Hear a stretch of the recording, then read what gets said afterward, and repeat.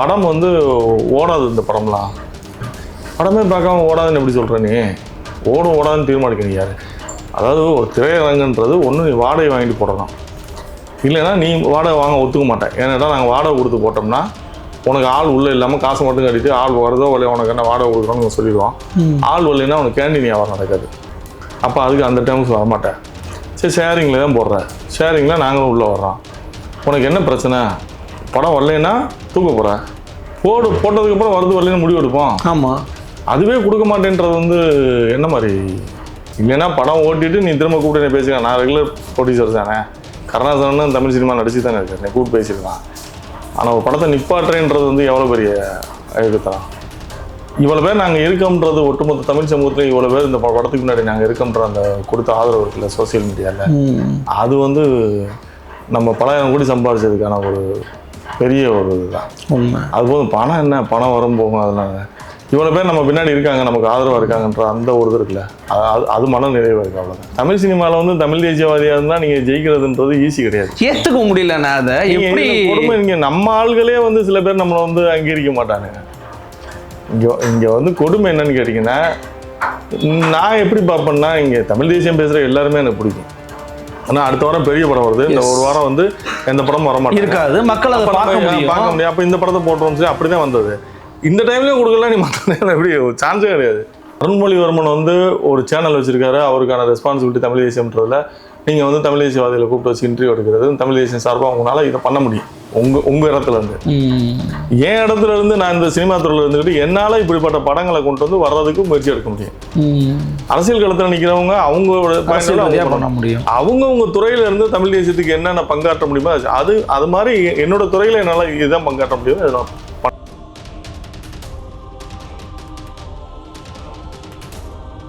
அன்னை பர்னிச்சர்ஸ், அன்னை திருமண சீர்வரிசை பொருட்கள், டிவி, ஃபிரிட்ஜ், வாஷிங் மெஷின் உள்ளிட்ட 200க்கும் மேற்பட்ட பொருட்கள் அடங்கிய திருமண சீர்வரிசை ரூபாய் 99,000 மட்டுமே. தமிழகம் முழுவதும் இலவச டோர் டெலிவரி. தொடர்புக்கு 7550014440 9345044044. நிம்மதி ப்ராப்பர்ட்டி மேனேஜ்மெண்ட். கான்டாக்ட் 7667008999. நலம் தரும் நல்லார் சித்த மருத்துவமனை.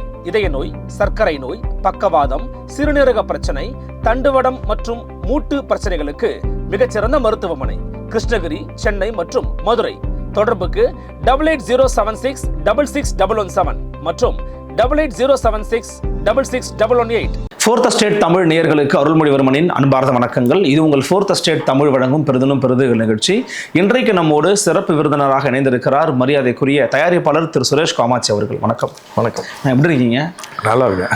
ஏன்னா நல்லா இல்லை, கொஞ்சம் நெருக்கடியான சூழல் தான் இருக்கு அப்படின்னு நான் வந்து புரிஞ்சுக்கிறேன். ஏன்னா ரொம்ப எதிர்பார்த்துக்கிட்டு இருந்த ஒரு திரைப்படம், என்னை நிறைய நபர்கள் வந்து தமிழ்நாட்டில் எதிர்பார்த்துக்கிட்டு இருந்த, பொதுமக்களுக்கு வரும்போது தெரியும் இதனுடைய வரலாறு என்ன அப்படிங்கிறத, அதுவும் ஒரு மிகப்பெரிய ஒரு வெள்ளித்திரையில் அதை பார்க்கும்போது தான் மக்களுக்கு வந்து அதனுடைய உண்மையான உணர்வுகளை கொண்டு போய் கடத்த முடியுங்கிற எண்ணம் எல்லாருக்குமே இருந்துச்சு. ஜனவரி 1 புத்தாண்டில் அதை பார்த்துடலாம் அப்படிங்கிற எண்ணம் இருக்கும்போது ஒரு செய்தியை சொல்கிறீங்க, அது ரொம்ப கடினமான ஒரு செய்தியாக இருக்குது, கடந்து வர முடியல. என்ன பிரச்சனை ஆக்சுவலி? ஏன் சல்லியர்களுக்கு தடை போடுகிறது அல்லது சல்லியர்களை வெளியிட மறுக்கிறது? அது எனக்குமே அந்த அரசியல் புரியல. அதாவது வந்து நம்ம ஒரு மாதத்துக்கு முன்னாடியே திட்டமிட்டு வந்து நான் வந்து 1 இயராகவே என் பேனர் போட்டு இந்த படம் வந்துட்டுருக்கு. அப்போ இப்போது ரிலீஸுக்கு முதல் நாள் வந்து கோயம்புத்தூர் டிஸ்ட்ரிபியூஷன்லேருந்து டிஸ்ட்ரிபியூட்டர் கூப்பிட்டு இந்த மாதிரி பணம் கொடுக்கணும் சொல்லி ஒரு பிரச்சனையை கொடுத்து கட்டையை கொடுத்து நிப்பாட்டுறாங்க. ஒரு சின்ன அசோசியேஷன் ஒரு படத்தை நிப்பாட்டுறாங்க. இந்த பக்கம் பார்த்தா பிவிஆர் வந்து ஒரு ஸ்க்ரீனோட கொடுக்க மாட்டாங்க. என்னன்னு ஒன்றும் புரியவில்லை, எதனால் அப்படி பண்ணுறாங்க. அதாவது இப்போ பிவிஆர் தரப்பில் என்ன சொல்கிறாங்கன்னா வந்து படம் வந்து ஓடாது, இந்த படம்லாம் படமே பார்க்காம ஓடாதுன்னு எப்படி சொல்கிற நீ? ஓடாதுன்னு தீர்மானிக்கணும் யார்? அதாவது ஒரு திரையரங்குன்றது ஒன்று நீ வாடகை வாங்கிட்டு போடணும், இல்லைன்னா நீ வாடகை வாங்க ஒத்துக்க மாட்டேன். ஏன்னா நாங்கள் வாடகை கொடுத்து போட்டோம்னா உனக்கு ஆள் உள்ளே இல்லாமல் காசு மட்டும் கட்டிட்டு ஆள் வருதோ வரலையோ உனக்கு என்ன வாடகை கொடுக்குறோன்னு சொல்லிடுவோம். ஆள் வரலைன்னா உனக்கு கேண்டீன் வியாபாரம் நடக்காது. அப்போ அதுக்கு அந்த டைம்ஸ் வரமாட்டேன். சரி, ஷேரிங்கில் தான் போடுறேன், ஷேரிங்கில் நாங்களும் உள்ளே வர்றோம். உனக்கு என்ன பிரச்சனை? படம் வரலைன்னா தூக்க போகிறேன், போட்டதுக்கப்புறம் வருது வரலைன்னு முடிவு எடுப்போம். ஆமாம், அதுவே கொடுக்க மாட்டேன்றது வந்து என்ன மாதிரி? தொடர்ச்சியாக இதை பார்க்கும்போது இன்றைக்கி தமிழ்நாட்டில் பல மோனோபோலி ஆகிட்டாங்க. அவ்வளோதான், கார்பரேட் மோனோபோலி ஆகிட்டாங்க. அவங்க நினச்ச நினைச்சா பண்ணணுன்ற மாதிரி ஆயிடுச்சு. இல்ல இது குறி வச்சு நடக்கிற மாதிரி இல்லையா? இப்ப சல்லியர்களுக்கு நடக்கிறதுங்கிறது ஏன்னா தமிழ்நாட்டுல பல புதுமுகங்களை வச்சு படம் எடுத்துருக்காங்க. அது மாதிரி நம்ம டீப்பா யோசிச்சோம்னா அப்படிதான் தோணுது. நீங்க வந்து திட்டமிட்டு பண்றாங்களோன்னு தோணுது. ஏன்னா ஒரு படத்துக்கு வந்து 27 தேட்டர்ன்றது நினைச்சு பாருங்க. 27 ஷோன்றது வந்து எந்த படத்துக்குமே இது வரைக்கும் அப்படி நடந்தது இல்லை. கொடுமையா இருக்கு நான் கேட்கும்போது. அப்போ நீ அவ்வளோதான் கொடுக்குறானுங்க அப்படின்னா அது திட்டமிட்டு வந்து கோயம்புத்தூர்ல வந்து நிப்பாட்டுறானுங்க அப்படின்ற போது அது எனக்கு ஒன்றும் புரிஞ்சுக்க முடியல. அதாவது நீ போட்டுட்டு கூட அதில் வர கலெக்ஷனை கூட நீ எடுத்துக்கலாம். அந்த 7.5 லட்ச ரூபாய்க்கு அங்கே என்ன வருதோ அதை எடுத்துக்கலாம். ஓகே. இல்லைன்னா படம் ஓட்டிட்டு நீ திரும்ப கூப்பிட்டு நீ பேசிக்கலாம். நான் ரெகுலர் ப்ரொடியூசர் தானே, கருணாசனும் தமிழ் சினிமா நடிச்சு தானே இருக்காரு, நீ கூப்பிட்டு பேசிக்கலாம். ஆனால் ஒரு படத்தை நிப்பாட்டுறேன்றது வந்து எவ்வளோ பெரிய அழுத்தலாம். ஒரு சந்தோஷம் என்னன்னா, இப்போ இன்னைக்கு வந்து காம்படிட்டிவ் கமிஷன்லேருந்து எனக்கு கால் வந்தது. ஜாயின்ட் டைரக்டர் பேசினாங்க. பேசிட்டு நீங்கள் கம்ப்ளைண்ட் கொடுங்க அப்படின்ற மாதிரி கேட்டிருக்காங்க. என்ன நடந்ததுன்னு எனக்கு கம்ப்ளைண்ட் வேணும் அப்படின்ட்டுருக்காங்க. தரேன் இருக்கேன். என்ன நடந்தது மொத்தம் விமோச்சனம் வரட்டும். இல்லை இப்போ எல்லாருமே பல பத்திரிகையாளர்கள் கேட்க ஆரம்பிச்சிருக்கிறாங்க, பல கட்சி தலைவர்கள் கேட்க ஆரம்பிச்சிருக்காங்க, ஏன் இந்த மாதிரி பண்ணுறாங்க? அது ரொம்ப ஆச்சரியமாக இருக்குது. இதை விட சின்ன பட்ஜெட்டில் எடுக்கப்பட்ட படங்களுக்கெல்லாம் வந்து தேட்டர்கள் வழங்கப்பட்டிருக்குது. அவங்க தொடர்ச்சியாக வந்து வின் பண்ணியிருக்கிறாங்க. அது சக்ஸஸ்ஃபுல்லாக ஓடுதோ ஃபெயிலியராக இருக்குதோ அதை மக்கள் டிசைட் பண்ணுறாங்க. அப்போ இது மட்டும் இவங்க பண்ணுறது ரொம்ப ஆச்சரியமாக இருக்குது. இதை விசாரிக்கணும், இது யாருக்கு அத்தாரிட்டியாக அவங்க விசாரிக்கணுங்கிற ஒரு குரல் எழுப்பியிருக்கிறாங்க. சீமானந்தம் போன்றவங்க இன்னும் மற்ற கட்சி தலைவர்கள் அறிக்கையும் கொடுத்துருக்குறாங்க. எப்படி எதை நோக்கி நகருகிறது அடுத்த கட்ட நடவடிக்கை அப்படிங்கிறது? இல்லை எல்லாருமே அதாவது வந்து நான் வந்து அன்னைக்கு அந்த பிரச்சனையில் இருக்கேன்னு தெரிஞ்சோன்னா வாக்குவதமன் வந்து பேசிட்டு நேரடியாக வந்தார். அப்புறம் வன்னியரசனை ஃபோன் பண்ணி இருந்தேன். முடிஞ்சு ப்ரெஸ் மீட்லாம் கொடுத்ததுக்கப்புறம் பேசி என்ன நடந்ததுன்னு கேட்டார். அப்புறம் இங்கே சீமானன் சைடில் இருந்து அவங்க பேசினாங்க. எல்லாரும் வந்து எல்லாருமே வெளிநாடுகள்லேருந்து நிறைய பேர் என்கிட்ட அழைச்சி பேசினாங்க என்ன நடந்தது. அதிமுக கல்யாணசுந்தரனும் கூட அதை போட்டிருந்தாங்க. அதிமுக கல்யாணசுந்தரனும் பேசினார். எல்லா தரப்பு எல்லா கட்சியிலேருந்தும் பேசினாங்க. எல்லாருமே ஆதரவு கொடுத்தாங்க, எல்லாம் பண்ணாங்க. அதை விட பெரிய விஷயம் வந்து இது படம் ஓடலாம் தாண்டி இவ்வளோ பேர் நாங்கள் இருக்கோம்ன்றது ஒட்டுமொத்த தமிழ் சமூகத்தில் இவ்வளோ பேர் இந்த படத்துக்கு முன்னாடி நாங்கள் இருக்கோம்ன்ற அந்த கொடுத்த ஆதரவு இருக்குல்ல சோசியல் மீடியாவில், அது வந்து நம்ம பலாயிரம் கோடி சம்பாதிச்சதுக்கான ஒரு பெரிய ஒரு இதுதான். அது போதும். பணம் என்ன, பணம் வரும் போகும். அதனால இவ்வளோ பேர் நம்ம பின்னாடி இருக்காங்க, நமக்கு ஆதரவாக இருக்காங்கன்ற அந்த ஒரு இது இருக்குல்ல, அது மன நிறைவாக இருக்குது. அவ்வளோதான். நம்ம அந்த சமூகம் நம்ம பின்னாடி இருக்குது, இந்த சமூகத்துக்கு நம்ம உண்மையாக இருந்திருக்கோம், நம்ம பின்னாடி இருக்கோம்னு இருக்குல்ல, அது போதும். அவ்வளோதான். இல்லை பட் இதுக்கு பின்னாடி இருக்கிற உழைப்பு இருக்குல்ல, நீங்கள் வந்து கடந்து போகிறோம்னு நினைக்கிறீங்க. ஆனால் எனக்கு வெளில இருந்து இதில் துளி அளவு கூட சம்பந்தம் இல்லாத எனக்கு இந்த உழைப்பு வீணாகுதே அப்படின்ற மாதிரி ஒரு உணர்வு வருது. அது எனக்கு நான் நேற்று சொல்லும் போதே நான் தான் சொல்லியிருந்தேன். அதில் நடித்தவர்களுடைய உழைப்பு, அந்த படத்தை இயக்குன கிண்டுவோடைய எல்லாமே பெரிய ஸ்க்ரீனில் வரும்போதே அவங்க அங்கீகாரம் கிடைக்கும். ஆமாம். அப்போ அவன் அவ்வளோ நாள் வெயிட் பண்ணி இந்த படம் வரும்னு நினச்சிட்டு அவனுக்கு கிடைக்கல நம்ம அவனுடைய ஃபீலிங்ஸ் என்னவாக இருக்கும்? அது எனக்கு உண்மையாக வருத்தம் தான். பட் என்ன பண்ண முடியும், இதெல்லாம் கடந்து நம்ம ஜெயிச்சு வரலாம். நீங்கள் தமிழ் சினிமாவில் வந்து தமிழ் தேசியவாதியாக இருந்தால் நீங்கள் ஜெயிக்கிறதுன்றது ஈஸி கிடையாது. ஏற்றுக்க முடியல. நான் அதை எப்படி கொடுமை, நீங்கள் நம்ம ஆள்களே வந்து சில பேர் நம்மளை வந்து அங்கீகரிக்க மாட்டாங்க. இங்கே வந்து கொடுமை என்னன்னு கேட்டிங்கன்னா, நான் எப்படி பார்ப்பேன்னா, இங்கே தமிழ் தேசியம் பேசுகிற எல்லாருமே எனக்கு பிடிக்கும். அது யாராக இருந்தாலும் சரி, இரலவெண்ட் ஆஃப் பார்ட்டியே உங்களுக்கு பிடிக்கும். எல்லா பார்ட்டியுமே தமிழ் தேசியம் பேசுகிறாங்கன்னா அவங்க நான் தமிழ் தேசியவாதி, அவ்வளோதான். எனக்கு தமிழ் தேசியம் வந்து பிடிக்கும். அதுக்காக மாற்று சிந்தனை உள்ளவங்களும் நான் வெறுக்கவும் மாட்டேன். எனக்கு எல்லாருமே பிடிக்கும், அவ்வளோதான். சிலர் எல்லாருமே அப்படி இருக்கிறது இல்லைல்ல, எல்லாரும் அவங்கவுங்க ஒரு பார்வை வைப்பாங்கல்ல, நமக்குள்ளே அந்த இது இருக்குல்ல. அதை தாண்டி பொதுமக்களாக அதாவது உணர்வுபூர்வமாக நீ சோசியல் மீடியாவில் இவ்வளோ பேர் நாங்கள் இருக்கவங்க பின்னாடின்னு இருக்காங்கல்ல, இதுவே பெரிய வெற்றி. இந்த ஒரு படம் வந்து இவ்வளோ பேர் நம்மளை ஒற்றுமைப்படுத்தி இருக்கு அப்படின்றது இருக்குல்ல, அது உண்மையாகவே PVR திரைக்கு நம்ம நன்றி சொல்லணும். ஓகே. அவங்க கொடுத்துருந்தா கூட இந்த எழுச்சி வந்திருக்காது. இப்போ இவ்வளோ பேர் நம்ம பின்னாடி இருக்காங்கன்னு தெரிஞ்சதில்ல. ஆனால் இது எனக்கு என்ன ஆசைன்னா, இந்த படத்தை வந்து இது இப்போ OTTயில் பெரிய வெற்றி அடைஞ்சு இந்த படத்தை சந்தைப்படுத்தி எங்களுக்கு வந்து நீ தேட்டர் கொடுக்கலனா கூட நாங்கள் வந்து எங்களால் இது பொருளாதார ரீதியாக எங்களால் வின் பண்ண முடியும், சக்ஸஸ் பண்ணி காட்ட முடியும்னு ஒரு சந்தையை உருவாக்கணும்னு வச்சுங்களேன். அடுத்தடுத்து நம்ம படைப்புகள் வந்துகிட்டே இருக்கும். உண்மை. நம்பி இன்வெஸ்ட் பண்ணுவாங்க யார் ஒன்றாலும், பரவாயில்ல இல்லைன்னா கூட இதில் வந்துடும் அப்படின்னு. அப்போ நம்ம வரலாறு வந்து கொஞ்சம் கொஞ்சமாக வெளியே வரும். இது வரைக்கும் நம்ம வரலாற்று படம்னு எதுவுமே ஒன்றும் இல்லை. அப்போ ஆவணப்படுத்தப்படும் கொஞ்சம் கொஞ்சமாக. அதுக்கு இது ஒரு வழிவகை பண்ணதான் நினைக்கிறேன். நல்லது நடந்ததுன்னு நினச்சிக்குவோம், அவ்வளோதான். எல்லாத்துலும் நன்மை இருக்கு, எல்லாத்துலும் ஒரு நன்மை இருக்குன்னு வச்சுக்கோங்க. ஆக்சுவலி PVR வந்து இது இந்த முறை தான் இந்த மாதிரியான ஒரு சிக்கலை கொடுக்குறாங்களா, இல்லை இதுக்கு முன்னாடி சில படங்கள் எல்லா படங்களுக்கும் கொடுத்துருக்காங்களா அப்படின்னு எனக்கு சரியா தெரியல. இப்போ சொல்லும்போது எல்லா சின்ன படங்களே கொடுக்க மாட்டாங்க. என்ன சொன்னா, சின்ன படங்களே கொடுக்கும்போது ஸ்க்ரீன் கம்மியாக கொடுப்பாங்க, துப்புரவாகவே கொடுக்கலன்னு சொல்லிட்டு எனக்கு வந்து இது வரைக்கும் அப்படி எதுவும் தெரியல. இந்த படத்துக்கு தான் அப்படி நடந்திருக்குன்னு நினைக்கிறேன். ஒரு ஸ்கோ கூட கொடுக்காம அப்படி இது வரைக்கும். ஏன்னா நான் போட்ட டைம் வந்து எந்த பெரிய படமும் இல்லாத டைம். இந்த அதை செலக்ட் பண்ணி தான் போட்டேன். ஆனால் அடுத்த வாரம் பெரிய படம் வருது, இந்த ஒரு வாரம் வந்து எந்த படமும் வர மாட்டேன் இருக்காது, மக்கள் அதை பார்க்க முடியும். அப்போ இந்த படத்தை போட்டோம்னு சொல்லி அப்படிதான் வந்தது. இந்த டைம்லயும் கொடுக்கல, நீ மற்ற எப்படி சான்ஸே கிடையாது. 1200 தேட்டர் இருக்க தமிழ்நாட்டில் 27 ஸ்கிரீன் கொடுக்குறாங்க. நான் நினைச்சு பாருங்க எவ்வளவு கொடுமைன்னு. இல்ல இது பின்னாடி வேற என்ன வணிக ரீதியான அரசியல் இருக்குதா, இல்ல திரை ரீதியான அரசியல் இருக்கா, தமிழர் மற்ற மொழின்ற அரசியல் இருக்கா? நமக்கு வந்து நமக்கு எதுவுமே கிளியரா தெரியாது. கண்ணுக்கு நேரம் பார்த்தோம்னா நம்ம ஆமா இது இப்படித்தான் நடந்திருக்கு அப்படின்னு சொல்லலாம். எல்லாமே மாயத்தினது. நமக்கு பின்னாடி நடக்கிற விஷயங்கள் நம்ம எப்படி இது நடந்துச்சு அப்படின்னு நம்ம அதிகாரப்பூர்வமா எப்படி சொல்றது? ஓகே, நடந்திருக்கலாம், ஏன் இல்லைன்னா 27 தேட்டர் கிடைக்கணும் அப்படின்னு ஒரு கேள்வி இருக்குல்ல. கருணாசன் ஒரு நடிகை நடிச்சது தானே, அதுக்கே 27 படம் 27 தேட்டரு. கோயம்புத்தூர்லேயே திட்டமிட்டு நிப்பாட்டணும், 2 போடணும். ஏன் நிப்பாட்டுறாங்க கோயம்புத்தூர்ல? ஒரு அசோசியேஷன் ஒரு படத்தை நிப்பாட்ட முடியுமா? முடியாது, நிப்பாட்டுறாங்களே. ஓகே, ஒரு தனி மனிதன் நினைச்சு ஒரு ஏரியாவில் படத்தை நிப்பாட்டுறான்றது எவ்வளோ பெரிய. இல்லை கருணாசனெல்லாம் இப்போ அதில் இருக்காங்க, நடிச்சிருக்கிறாங்க, முக்கியமான பங்காற்றி இருக்கிறாங்க. அவர்கள் மூலமாகவோ அல்லது மற்ற நபர்கள் மூலமோ ஒரு கூடிய ஒரு ப்ரெஸ் மீட்டையோ அல்லது அது நடத்துகிறாங்க. 5ஆம் தேதி வந்து வேல்முருகன், கருணாசனன், தனியாசன் எல்லாம் சேர்ந்து ஒரு ப்ரெஸ் மீட் பெருசாக பண்ணுறாங்க. 5ஆம் தேதி பண்ணுறாங்க. என்ன வரலாற்றை வந்து சொல்ல வருகிறது செல்லியர்கள்?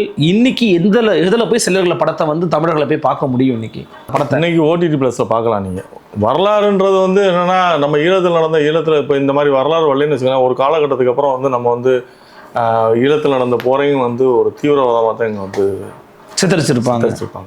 என்னன்னா இப்போவே அப்படி ஒரு பிம்பம் இருக்குது. அவங்க வந்து சிறுவர்களை வந்து பயன்படுத்தினாங்க, அவங்க வந்து சிவிலியன்ஸை கொண்டாங்க, அவங்க ட்ரக்கு கடத்தினாங்க, அப்படிங்கிற மாதிரி தப்பான இதெல்லாம் இருக்குது. அதெல்லாம் கடந்து இப்படிப்பட்ட வரலாறுகள் வரும்போதே அவன் எவ்வளோ பெரிய உயிர்மையானதுன்னு தெரியும். பிற உயிர்களையும் நேசித்த ஒரு இயக்கம் தான் விடுதலை புலிகள் இயக்கம்ன்றது. நம்ம சமூகத்துக்கு எப்படி சொல்லுவோம், நம்ம அடுத்த ஜென்ரேஷனுக்கு எப்படி கொண்டு போவோம்? இப்போ நம்ம வாழ்ந்த காலத்தில் நடந்த ஒரு நம்ம சொல்ல வேண்டிய தேவை இருக்குல்லையே. நான் வாழ்ந்த காலகட்டத்தில் இப்படி ஒரு தலைவன் இருந்தார், இந்த தலைவன் இதெல்லாம் செஞ்சார், நமக்குன்னு ஒரு தலைவன் இருந்தால் அப்படி இப்படி செஞ்சாருன்னு சொன்னோன்னா தான் அடுத்த ஜென்ரேஷனுக்கு தெரிய வரான். இல்லை அடுத்த ஜென்ரேஷன் தப்பான வரலாறு தானே போய் சேரும்.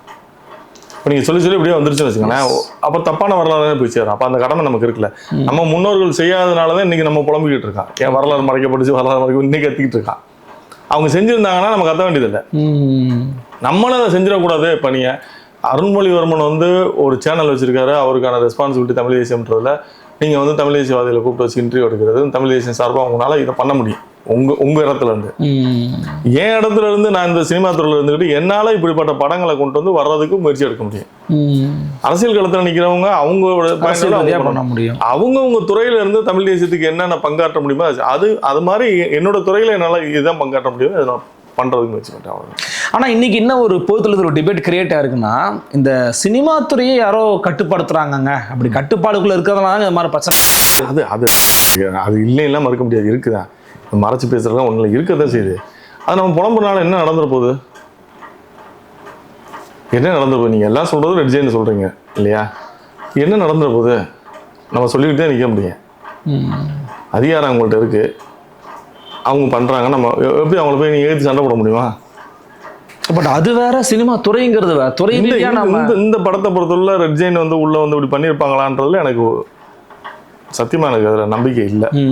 அவங்க பண்ணியிருப்பாங்களா? ஏன்னா அவங்க இந்த மாதிரி ஒரு சின்ன விஷயத்தில் பட் தே கேன் ஹெல்ப்னு சொல்கிறாங்க. சில பேர் கேட்கும்போது தே கேன் ஹெல்ப், அவர் சொல்லி காமிச்சாங்கன்னா சொல்லி பண்ண முடியும், நடந்துக்கலாம். எனக்கு வணங்கானில் வந்து அவங்க பண்ணது வந்து தப்பு.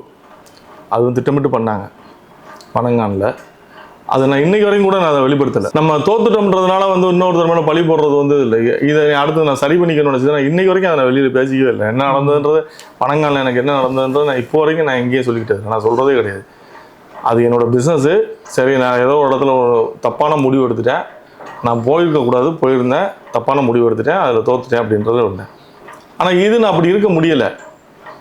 ஏன்னா இது வந்து ஒரு தமிழர்கள் சார்ந்த ஒரு படம். இந்த படத்தை கொண்டு போய் சேர்க்க வேண்டிய தேவை இருந்தது. நான் லாபத்துக்காக இதில் வரல. நான் லாபத்துக்காக வந்திருந்தேன்னா அது தனிப்பட்ட பிஸ்னஸாக பார்த்துருப்பேன். நான் காசு போட்டு அந்த காசு எடுக்கணும். இது கொண்டு போய் சேர்க்கறதுக்காக நான் எங்கள் சொந்த காசு போட்டு நிற்கிறேன். அப்போ எனக்கு அந்த ரெஸ்பான்சிபிலிட்டி இருக்கிறதுனால நான் எமோஷனல் ஆக வேண்டிய தேவை. இல்லைன்னா இதையும் நான் பேசியிருக்க மாட்டேன். இல்லை, எனக்கு அது புரியுது. They can help in the sense. நான் எதை சொல்கிறேன்னா, அவங்கள உதவி இருக்க முடியும் உங்களுக்கு. யாரு இப்போ அரசாங்கத்தாலேயோ அல்லது அதிகார பலத்துல இருக்கிறவங்களாலேயோ உதவி பண்ணிருக்க முடியும். மறுக்கல, நீங்க அதாவது ரிலீஸ் பண்ணுங்கப்பா, பண்ணி விடுங்கப்பா, உதவி இருக்க முடியும். அது எந்த காலகட்டத்தில் நம்ம போய் நம்ம அவங்க நினைச்சு பண்ணியிருந்திருக்க முடியும். நம்ம அவங்கள்ட்ட கோரிக்கை வைக்கல கடைசி லாஸ்ட் மினிட்ல. ரெண்டாவது வந்து என்ன நடந்ததுன்னு அவங்களுக்கு தெரியுமான்னு தெரியாது. அதுக்கப்புறம் இந்த இடத்துல நம்ம ஓட்டில இருந்தா இதுல இந்த ப்ராக்டிக்கல் இஷ்யூ நம்ம குற்றம் சொல்றதுக்காக சொல்ல முடியாது. புரியுது. நம்ம அதாவது வந்து அவங்களுக்கு தெரிஞ்சு ஒருவேளை பின்னாடி அவங்களே செஞ்சாங்களான்னு நமக்கு தெரியாது. அவங்க செய்யறதுக்கான வாய்ப்பு கொடுத்தோம்னா அதுவும் நம்ம அந்த வாய்ப்பு இல்லை. நம்ம அன்னைக்கு முடியல, நம்ம உடனே அனௌன்ஸ் பண்ணிட்டு வந்துட்டோம். இல்லை, இது வந்து வருங்காலத்தில் எடுக்கக்கூடிய கலைஞர்களுக்கு ஒரு நெருக்கடியான ஒரு அவநம்பிக்கை உருவாக்கக்கூடிய சூழல் கிடையாது. 100%. அது இப்போ நீங்கள் என்ன ஆகுது, இப்போ நீங்கள் நம்ம பசங்களே நிறைய பேர் வந்து என்கிட்ட பேசும்போது என்ன சொல்லுவானுங்க, அண்ணன் தமிழ் தேசியவாதிங்க, அவன் சொல்கிறது பயமாக இருக்குண்ணே, சினிமாவில் தமிழ் தேசியவாதியாக ஜெயிக்க முடியாதுன்னு சொல்லுவாங்க. அந்த ஒரு பயம் இருக்குது. ஓகே. நேற்று ஒரு தம்பிகிட்ட பேசியிருந்தேன். அவர் யூடியூப் சேனலில் இருக்கார், சினிமாவுக்குள்ளே வேலைக்காக வந்தவர் கூட. அவர்கிட்ட சொல்லும்போது அந்த விஷயத்தை சொல்கிறாருன்ட்ட. இன்னொரு தம்பி ஒரு ரைட்ரு, நல்ல ரைட்ரு, அவன் உனக்கு இன்பாஸ் அந்த தமிழ் தேசியம் வாய்ப்பு கொடுக்க மாட்டான் உங்களை. அதெல்லாம் ஒன்றும் கிடையாது. ஒரு சூழல் இருக்கா இருக்கு, ஒதுக்குவாங்க நம்மளை வந்து அப்படியே ஒதுக்கி வைப்பாங்க. எனக்கெல்லாம் அப்படி நிறையா நடந்துச்சு. நான் எங்கேயா போனேன்னு வச்சுங்களேன், இவன் நாம் தமிழர் கட்சின்னு சொல்லுவாங்க. அது எதுக்கு அந்த இடத்துல சொல்லணும்னு, நாம் தமிழ் கட்சி என்னை எது சொல்கிறாங்கன்னா, ஐயோ இவங்கெல்லாம் பணம் கொடுக்க மாட்டேன், கட்ட பஞ்சாயத்து பண்ணுவாங்க, எதனா கொடி பிடிச்சுவாங்க, அப்படி ஒரு பயம் காட்டுறதுக்கு. ஓகே. இப்போ பணம் வாங்கினா நம்ம கொடுக்க மாட்டோம், இல்லை எதாவது சண்டைக்கு வருவாங்க அப்படின்ற மாதிரி நம்மளை வந்து ஒரு ரவுடி மாதிரி ஃபோக்கஸ் பண்ணுறதுக்காக பண்ணுறது. நீங்கள் அதுதான் நான் மாநாட்டில் பிரேக் பண்ணேன். ஆமாம், ஆனால் நான் கொடுப்போம் அப்படின்ற பிரேக் பண்ணேன். அப்போ நம்மளை வந்து இவங்க எந்த அளவுக்குலாம் நம்மளுக்கு எங்கெங்கெல்லாம் நம்மளுக்கு பண்ண முடியுமோ பண்ணுவாங்க. ஏன்னா ஒன்றும் பண்ண முடியாது. அதனாலேயே நான் சமீப காலமாக நான் வந்து எந்த கிடைக்கல. அந்த வீடியோ பார்க்கும்போது எல்லாருக்குமே ரொம்ப ஷாக்கிங்காக இருந்தது. ரொம்ப ஷாக்கிங்காக இருந்தது. இது வரைக்கும் நான் எதுலையுமே பேசுனது இல்லை. வனங்கால பெரிய இழப்பு வரும்போதே நான் பேசல. அந்த இழப்பு எனக்கு தனிநபர் இழப்பு. நான் இது இந்த படத்தை கொண்டு போய் சேர்க்க முடியல ஆதங்கத்தில் தான் எனக்கு பேசினேன். நான் பேசிக்க மாட்டேன். இனத்தின் வழியை கடத்தக்கூடிய ஒரு படத்துக்கு இந்த மாதிரி பண்ணியிருக்கிறது வந்து ஒரு மிக மோசமான ஒரு முன்னுதாரணம்ன்றாரு. இப்போ எல்லாரும் அறிக்கை விட்டு எல்லாருமே அதை தான் சொல்லியிருக்கிறாங்க. அவர்கள் வாயிலாக ஏதாவது முயற்சி எடுக்கிறீங்களா? இல்லை ஓடிடி திரையரங்கத்துக்கு கொண்டு போய் சேர்ப்பதற்கு அதை நான் அதுக்கு என்ன முடிவு எடுத்துட்டேன்னா, என்னைய வந்து நீ வந்து புறக்கணிச்சில, இந்த படம் வெற்றி மட்டும்தான் உன்னை வந்து காரி துப்போம்.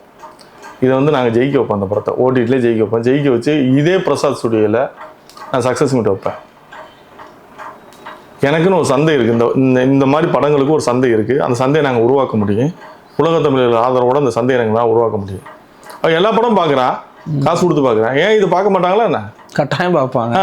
இப்போ இது அதிகமாக ஷேர் ஆகிட்டு இருக்குன்னா எல்லாரும் எடுத்து பகிர்ந்து ஒரு சந்தையை உருவாக்குவோம். அப்போ நம்ம வர்ற இப்போ கிட்டு மாதிரி பசங்க வந்து இன்னும் நிறைய பேர் கிட்டு மாதிரி நிறைய பேர் இருக்கானுங்க. எடுக்கிற ஒரு சின்ன பட்ஜெட்டில் எடுத்து இந்த மாதிரி படங்களை நம்ம வரலாற்றை பதிவு பண்ணுவோம். அவனை படமாக இருந்துட்டு போகுது. கட்டாயமாக இந்த படத்தினுடைய உள்ளுக்குள்ளே எவ்வளோ பேர் வேலை பார்த்துருக்குறாங்கன்றது எனக்கு தெரியல. பட் இதில் நீங்கள் போட்ட உழைப்பு அப்படிங்கிறது கட்டாயமாக உங்களுக்கு வந்து வெற்றியை கொடுக்கும் அல்லது கொடுக்கணும் அப்படிங்கிறத நான் நம்புகிறேன். அடுத்த கட்டமாக உங்களுடைய முயற்சிகள் வெற்றியை கொடுக்கட்டும். நன்றி. நன்றி. இன்னும் சந்திக்கலாம். வணக்கம்.